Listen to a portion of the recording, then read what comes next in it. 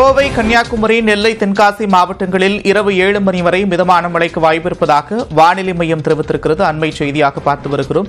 கோவை, கன்னியாகுமரி, நெல்லை, தென்காசி உள்ளிட்ட 8 மாவட்டங்களில் இரவு 7 மணி வரை மிதமான மழைக்கு வாய்ப்பிருப்பதாக வானிலை மையம் தெரிவித்துள்ளது.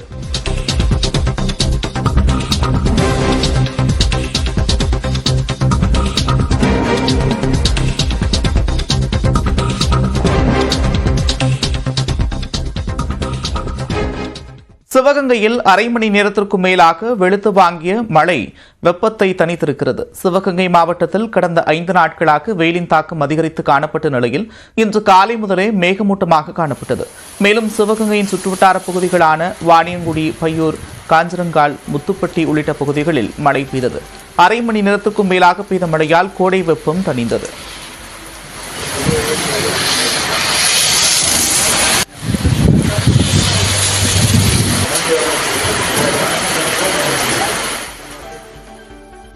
இதேபோன்று தூத்துக்குடி மாவட்டம் எட்டயபுரம் மற்றும் சுற்றுவட்டார பகுதிகளில் 1 மணி நேரத்திற்கும் மேலாக பலத்த மழை பெய்தது. முத்தலாபுரம், ஐயன்சாரப்பட்டி, மேலநம்பிபுரம், சித்தலக்கரை உள்ளிட்ட பகுதிகளில் மழை பெய்தது. இந்த மழையால் மக்காச்சோளம், உளுந்து உள்ளிட்ட பயிர்கள் பாதிக்கப்படும் நிலை உருவாகியுள்ளது.